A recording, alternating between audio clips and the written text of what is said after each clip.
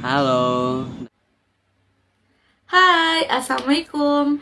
Nama saya Puspita Sekar Ayunityas dari kelompok 2 Kewirausahaan. Perkenalkan, nama saya Ridwan Rafli, NIM-nya 19 6 2015 16076. nama gue Akil dari kelompok kewirausahaan kedua. Ya, kami membuat proposal bisnis mengenai Sendok dan garpu yang ramah lingkungan. Perkenalkan, saya Anissa Putri Pangeran dari Fakultas Biologi Universitas Nasional. Oke, kita masuk ke bagian yang pertama, yaitu pendahuluan. Limbah plastik merupakan masalah yang sudah dianggap serius dan sangat penting bagi pencemaran lingkungan, khususnya bagi pencemaran tanah. Bahan plastik merupakan bahan organik yang tidak bisa diurai oleh bakteri. Pemerintah sudah menghimbau masyarakat untuk melakukan 3 hal terhadap bahan plastik, yaitu reduce, mengurangi penggunaan plastik, ada reuse, menggunakan kembali, dan ada recycle, mendaur ulang. Tetapi, untuk alat mendaur ulang bahan plastik itu cukup tergolong mahal. Biaya investasi yang sangat tinggi. Oleh karena itu, akhirnya dibuat berbagai upaya untuk mendaur ulang plastik. Nah, oleh karena itu, perlu adanya pengganti dari plastik, terutama sebagai alat makan yang aman dan ramah lingkungan. Kami memberikan solusi dengan menggunakan sendok dan garpu makanan dari pati sagu yang ramah lingkungan. Selain mudah dalam pembuatannya, juga dapat mengurangi pencemaran lingkungan, sehingga perlu diterapkan penggunaan sendok dan garpu dari pati sagu. Selanjutnya, sagu adalah butiran atau tepung yang diperoleh dari teras batang pohon sagu atau Rumbia metrosylon sagurot. Tepung sagu memiliki ciri fisik yang hampir mirip dengan tepung tapioka. Sagu merupakan tanaman penghasil karbohidrat yang paling produktif. Pemanfaatan sagu sebagai pangan sumber karbohidrat ternyata secara nasional juga paling rendah dibanding komoditas pangan non-beras lainnya, seperti singkong, ubi jalar, kentang, dan jagung. Padahal sagu sangat potensial sebagai sumber karbohidrat, yaitu mengandung 84,7 gram per 100 gram bahan. Tujuannya untuk mengurangi limbah plastik dan menambah nilai gizi makanan. Selain itu sebagai alternatif peralatan makanan ramah lingkungan dan bergizi.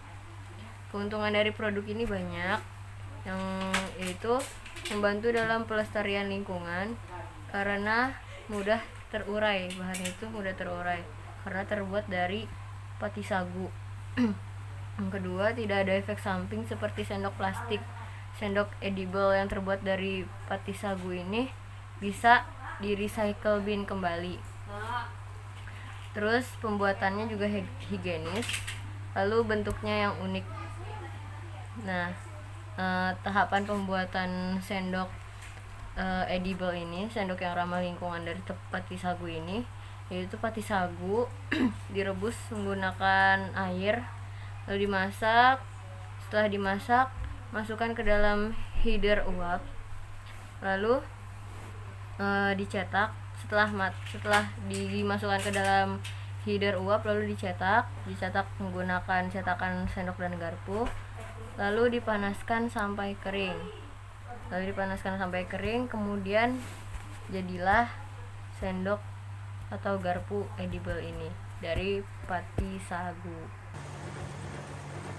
Di sini saya akan menerangkan tentang proses pembuatan sendok dan garpu edible.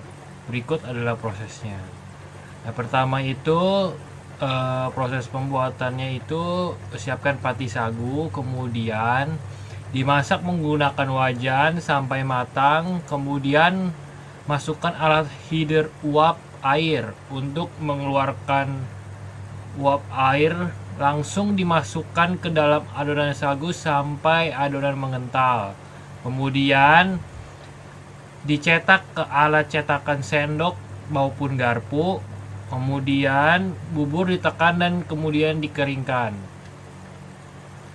Selanjutnya target pasar yang dituju yaitu targetnya itu di kalangan anak muda maupun orang tua. Selanjutnya pemasarannya itu dilanjut melalui e-commerce seperti Tokopedia maupun Shopee, dan sosial media kita yaitu Instagram. Selanjutnya itu adalah pencapaian tujuan program. Tujuannya itu untuk program ini itu untuk membuka lapangan pekerjaan baik anak-anak muda, agar para pemuda sadar pentingnya menjaga alam dengan salah satu caranya menggunakan alat makanan organik. Yang kedua, menyebarluaskan alat makanan khas Nusantara sampai ke negara lain. Dan yang ketiga itu apabila usaha ini menjadi besar gitu, bisa di-franchise-kan biar berada di mana-mana gitu. Di dalam kegiatan atau proposal tersebut kami membutuhkan anggaran dana sebesar 3.740.000. Anggaran dana tersebut dibagi-bagi menjadi kebutuhan kegiatan virtual, terus ada bahan habis pakai, perjalanan, dan lain-lain. Selain itu kami akan melakukan kegiatan pada 3 bulan, yaitu bulan pertama mengenai survei bahan baku, bulan kedua ada persiapan dagang dan pemasaran juga ada di bulan kedua. Lalu di bulan kedua dan bulan ketiga akhir kemungkinan dilakukannya evaluasi, dan di bulan ketiga dilakukannya penyusunan laporan mengenai bisnis yang akan kita buat. Ya, sekian penjelasan dari saya. Terima kasih. Dadah. Wassalamualaikum warahmatullahi wabarakatuh.